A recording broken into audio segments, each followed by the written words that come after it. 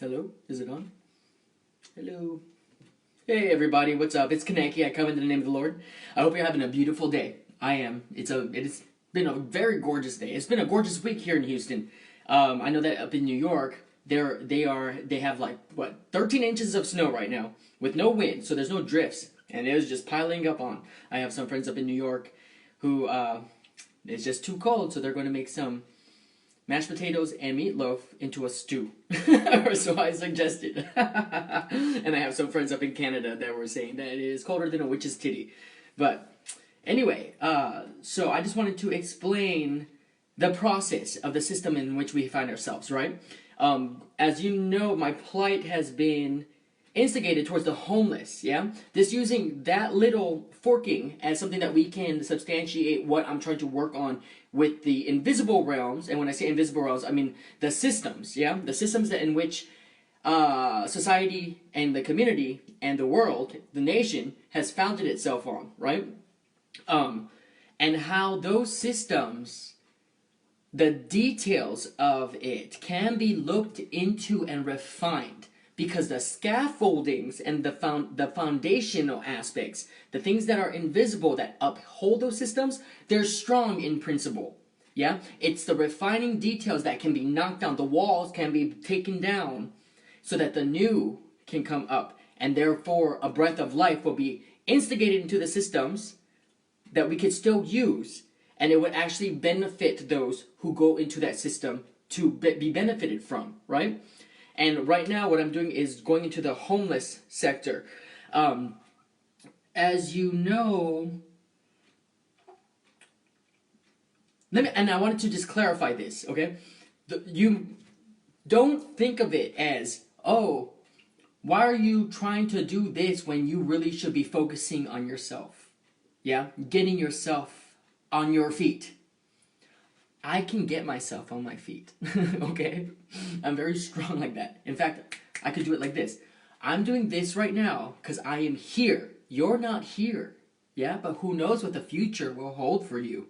Who knows what the future will hold for you? Things like this. I didn't know I was going to be homeless, yeah?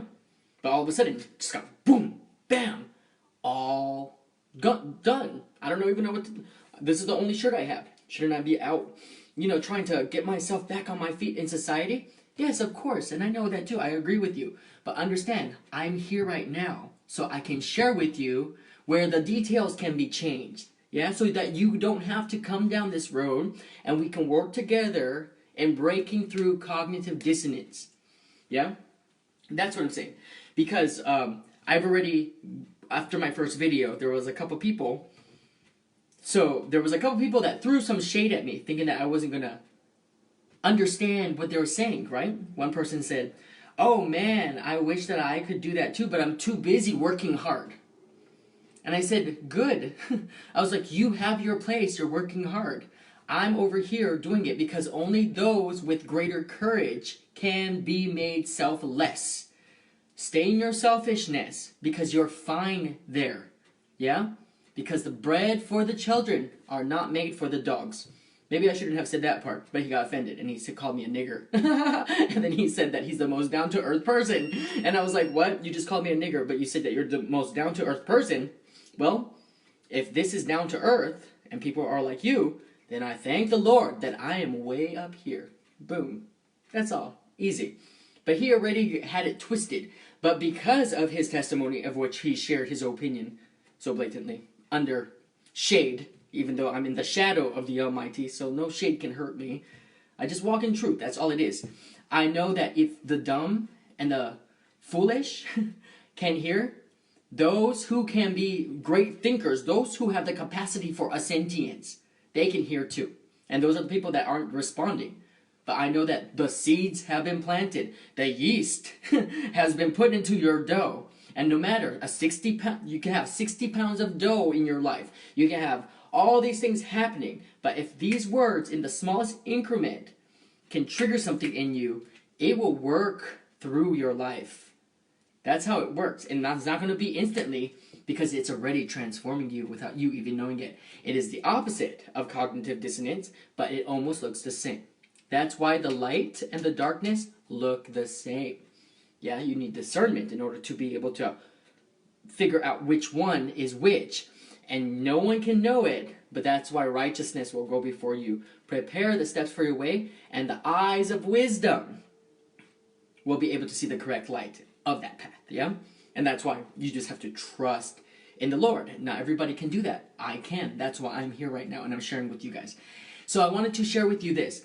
So I have went to the Church of Good Hope, which is right across the street, and I'm going to talk to their sector for community wellness, yeah? Because I'm going to share with them my my little system, the system that I'm making, and I'm changing it. It's going to be called Brother's Keeper, yeah?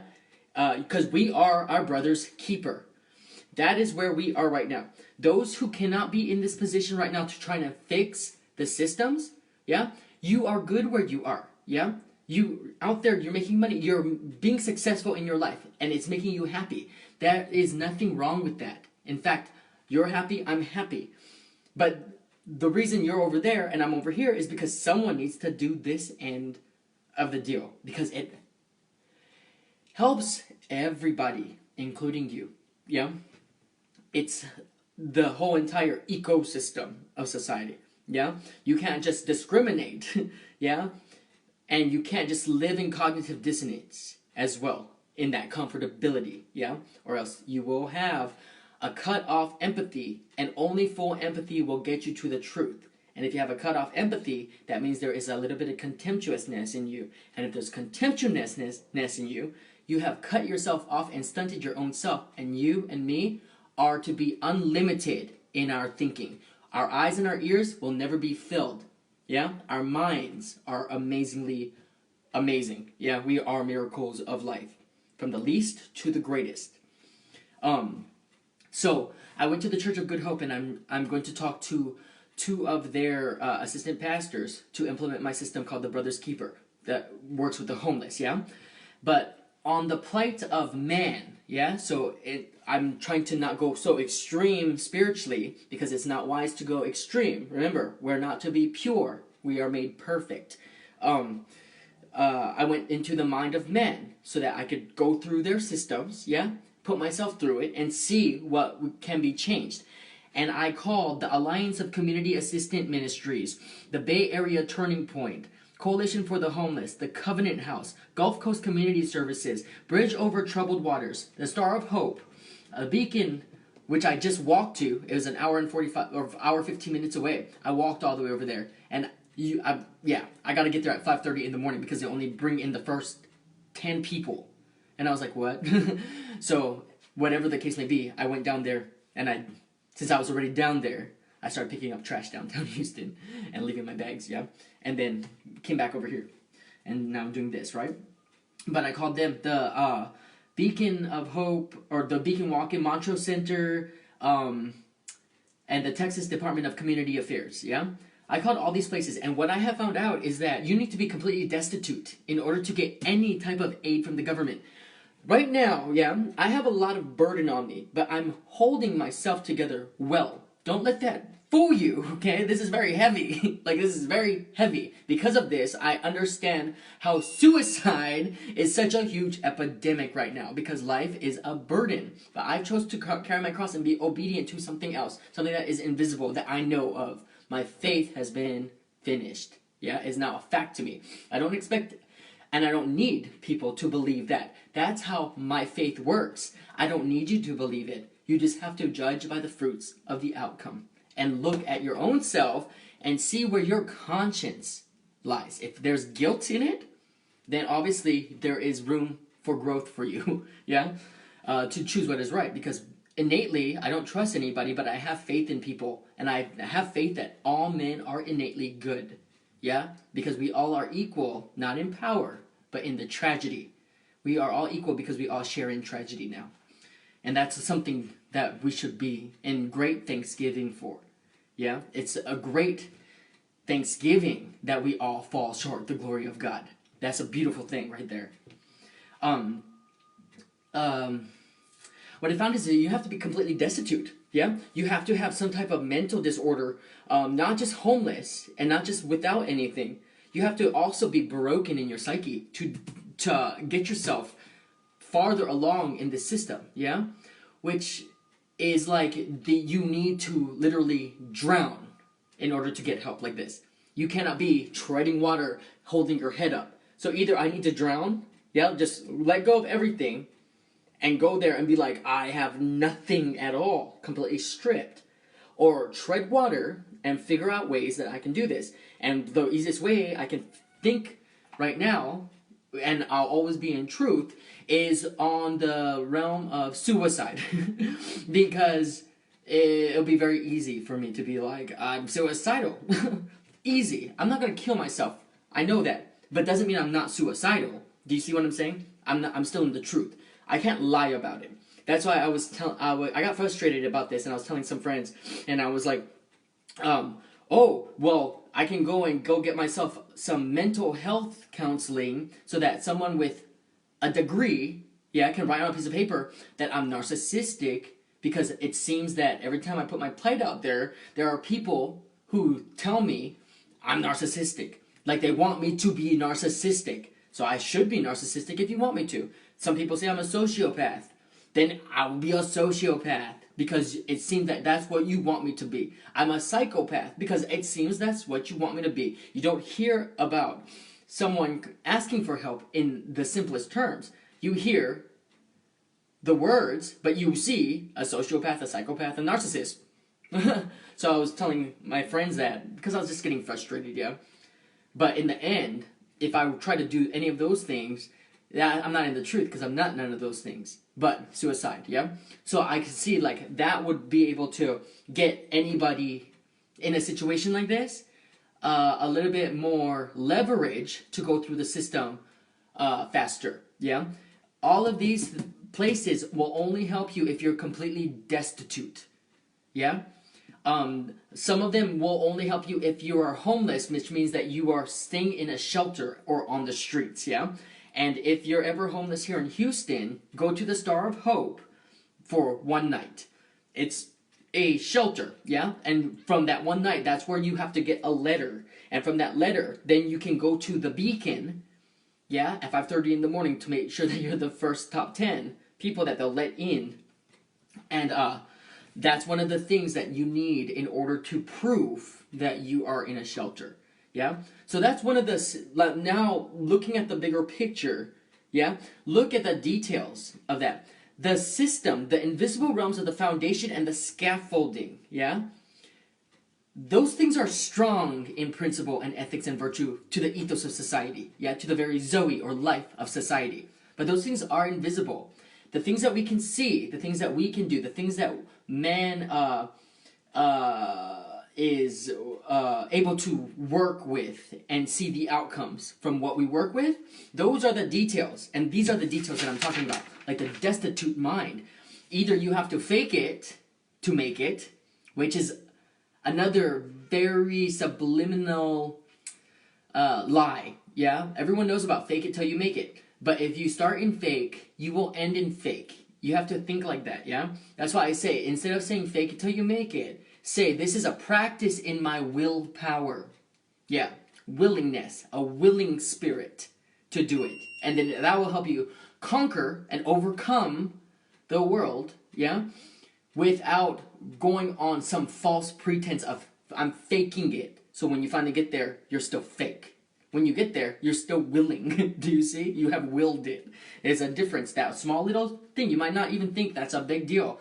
It is the big deal. That is the answer. Like that is the smallest little change like that can turn dark to light. That's how refinement works, yeah?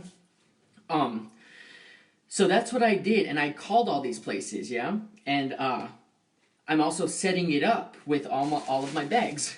Yeah, like the system that I already said, that people are like, your system's not going to work, and which is, I praise God that people have told me that, because even in the world of men, great men, leaders of men, in thinking and in action, yeah, Les Brown, Tony Robbins, these great motivational speakers, Jesus Christ, even Buddha, even Muhammad, all these people who changed the world, these visionaries, not just people with a vision, Visionaries, yeah? These are the people who could see the invisible realms and understand the invisible of the invisible realms. Bring it up and through because it started at their heart where understanding is fostered, connects to the mind where knowledge is known, and turns into one. Instead of two being separated, the two have become one in you, and you can have the renewal of the mind. These are visionaries, and they can change the world because they can see the invisible realms, yeah? And then bring it into corporeality. They can bring corporeality into reality.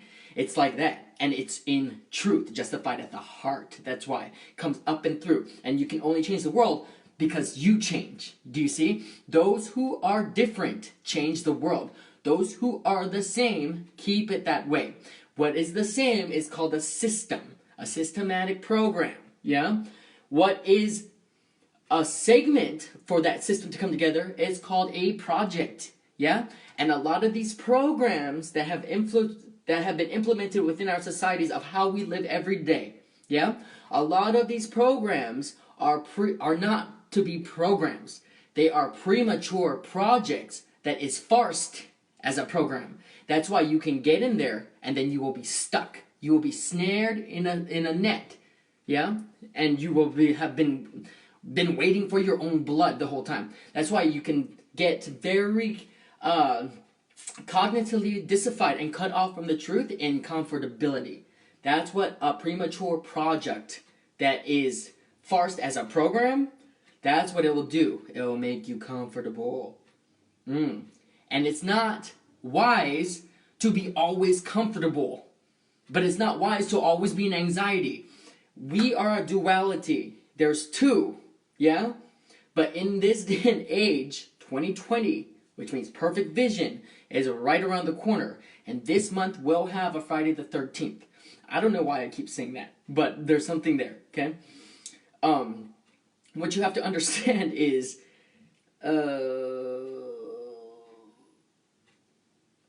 that you cannot be attached to your comfortability, and you cannot be attached to your anxiety.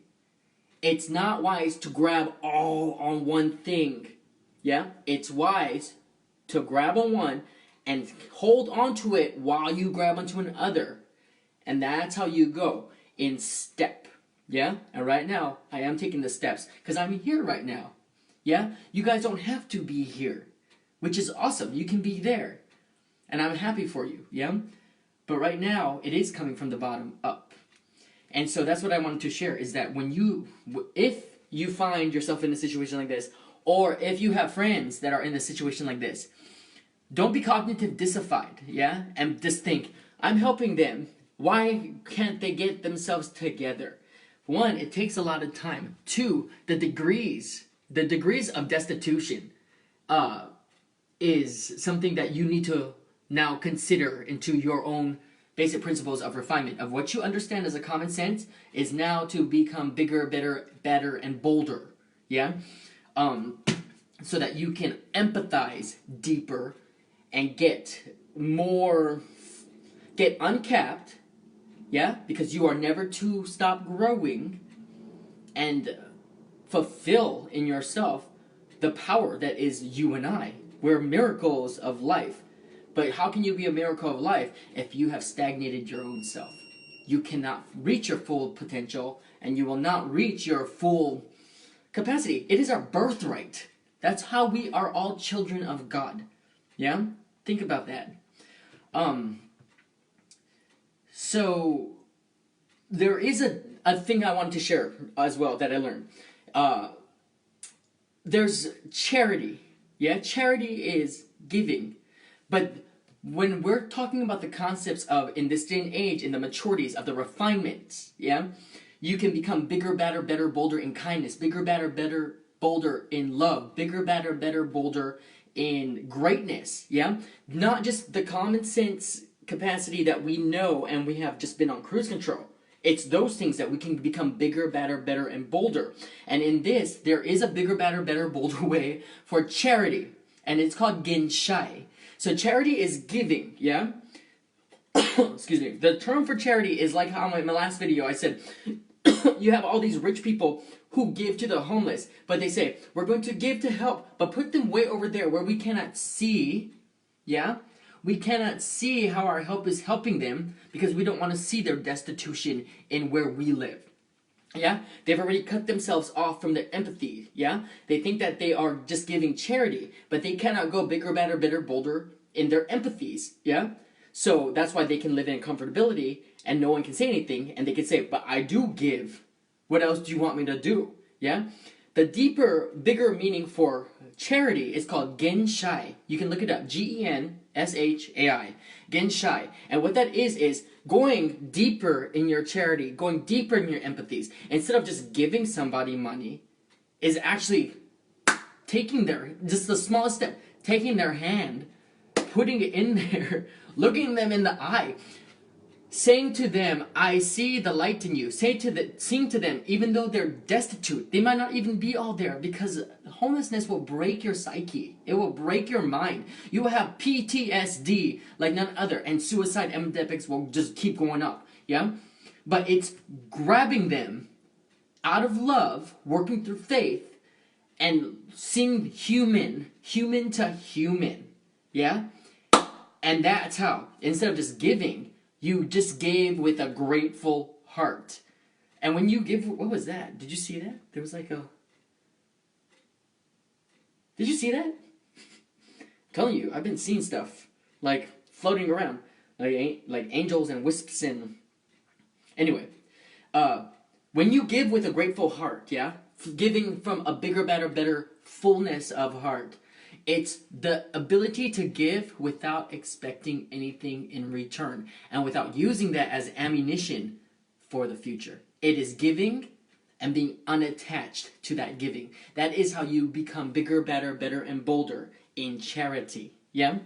And so that's what I wanted to share with everybody, and I'm about to go back outside and clean up the thing. And which is really cool, because what I've been thinking is like, hey, yeah, you guys are doing your thing. We're all doing our part, yeah?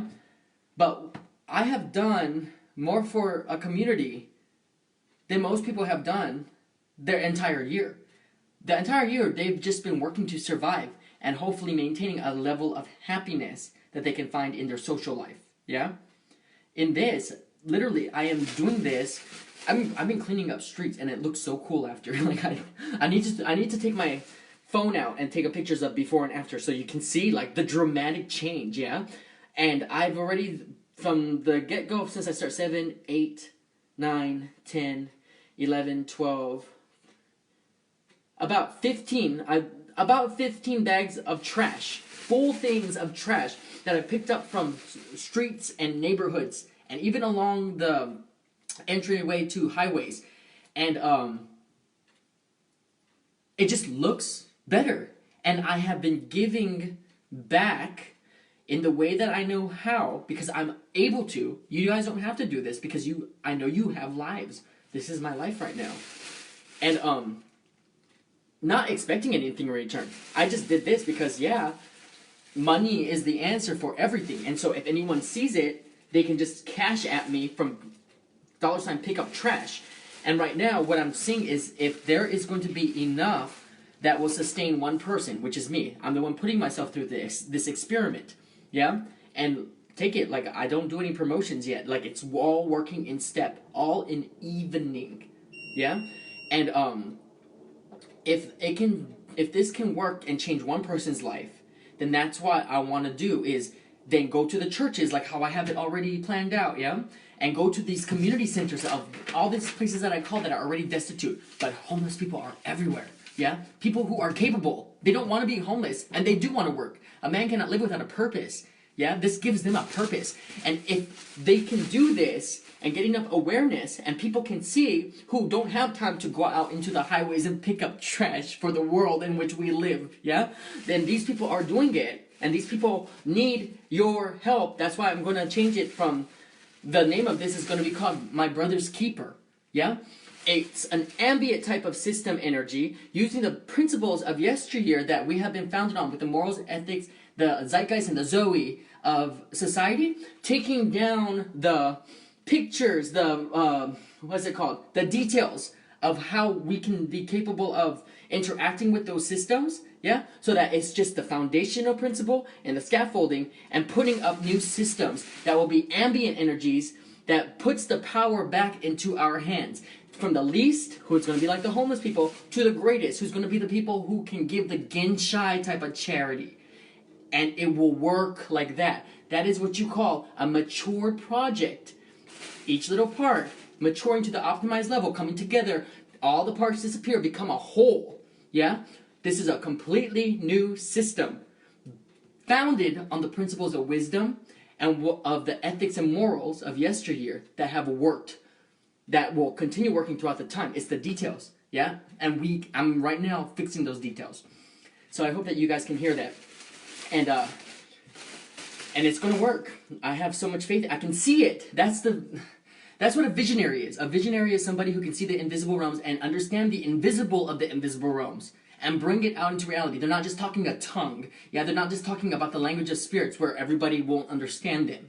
They can bring it out in clarity, yeah, and communicate it out so that those who can hear will hear, and those who are sleeping, yeah, a little bit of yeast will be thrown into your mold, yeah, and it will work throughout your entirety over time. It's graceful too. And so, yeah, thank you. And if you want to help the cause, I do have a Cash App thing. Cash App, $ pickuptrash. It's as easy as that. And what I'm working on is getting not just one person to donate $1 million. Yeah, I'm not asking one person to donate $500. That's not how the system is going to work. Yeah, I'm asking 500 people to donate $1. It's like that. And the reason that I wanted to flip it is because during what I know about donating, I used to do transcription work. Now, those of you who do not know what transcription is, yeah, it's listening to people's conversations and typing it out for them so they have it on written record. It is the hardest job. It is the hardest, craziest job. I can type 113 words per minute. Okay, I'm a fast typer. Okay, but you have to understand, like, audio quality. You have to understand people with accents, and you have to understand topics. Yeah, it could just be something from the law. It could be something from medical. It could just be something from spiritual. It could be something from teaching. It could be a one-on-one conversation or a group of 30 people. It is so crazy, the things, right? So I was doing transcription, and I was working 28-hour days, 8 days a week. Yeah. That's the kind. And I was barely keeping myself above water. My bills weren't even that much. But I was like, I can work from home here in Houston because to work here in Houston, it's easier. Well, excuse me. It will be easier for you if you have a vehicle, a car. Yeah? It's a broad city. It's not a walkable type of city. Jeez, that guy. The guy gets a lot of packages. Anyway, so it was smart for me to work from home, and I was just barely cutting it. But I would get paid through PayPal, and every time I would get paid, I would give a percentage to a donation, and it was called Pit Bully. It was for pit bulls, yeah, a company that helped save them, because Luna. Oh, she's not here. Luna, my invisible dog. She's a pit bull, and she's literally the only good thing that deserves good things. And even when I couldn't, yeah, I would donate $1. Say like rent was coming up, and I was short $20. I would get paid. I would still donate $1, yeah. And sometimes on a good month, I could donate 30. Well, at the end of the year, yeah, I had donated $415. It came out to be. It all added up, just a little bit at a time. And it doesn't matter. It wasn't like a pledge where I donate $20 every single time. No, I was in control of my donations. But the fact that I put it on my list of things in myself that I will always donate. I will always keep this in memory. I will work with it through. Not just once and remember and then go away with shallow soil so that when the sun comes up, you're already burned out. Yeah? That's why. If you just donate 500 people, donate $1. It's not that much. It's not a burden on each individual person, but if you follow along on this journey because you are not part of it, yeah, you will see where your money is going to, and you will see lives transform. Yeah, and you don't have to put yourself into hypercognitive dissonance and be like, well, somebody else will help them. It's social proofing. Yeah, we already know this in psychology. That's why I tell people, this is the age of omniscience, and we are the generation that can change this. Yeah, all of the pieces, all the answers are here with us right now, and the technologies and capabilities of changing them are here with us right now. But they're just scattered in gazillion billion pieces of information. Yeah, it's knowing how to get each of those little segments and putting them together to form systems that will work. And you can form completely new systems, or you can tear down the details of yesteryear, holding onto the principles and the foundational aspects that was wise back then that they built it on, and update their details. Because we are the generation that can do that. We can see the old and the new. Yeah? 2020 is right around the corner. It means perfect vision. Yeah? And we all see clearly. Right now it's just a fog. People are foggy in their thinking, so what they're seeing, but they think it's clear. And I know this. I know this because, and you don't have to believe in Jesus Christ, but I do. I don't believe in him. I know him. When he healed the blind man, yeah? He said, "Can you see?" And the blind man said, "Yes, I see people. They look like trees." What? And then he had to heal him again, do something else. And he said, "Now can you see?" And he said, "Yes, I can see clearly." There are steps in seeing. Yeah? And when I say seeing, yeah, we're seeing right now the invisible realms. Yeah? Your psychology, your sociology, your mentalities, your emotions, and your willingness to overcome those. Yeah? So you can expand with the renewing of the mind. When the brain changes, when the mind expands, it will never go back to what it used to be. And we are capable of everything. We can change this. Yeah? And we won't fall into the pitfalls of yesteryear. Like how the people said, we can change the starving children in Africa. 30 years later, they all died. No, they didn't all die, but like they're still starving. Yeah? The goal was so that it would stop starving. Now they're still starving. And that was a worldwide 3 decades type of thing. Yeah? And like the white rhino, save them from extinction. Now they're all dead. What happened? Yeah? We can do better because we have the technologies. And we have the mindset. We just have to stop looking at things and thinking that we're seeing clearly, but we're seeing people, but they look like trees. Yeah? Push past that. Break out of cognitive dissonance. Expand your mind so that you can become a bigger, better, bolder person. Did you guys see that? There was like something, like wisps, like clouds around me. I keep seeing them. Anyway, my name is Keneke. Thank you, and keep following. This is, it's gonna be big. It's gonna change the world. I know this. I can see it.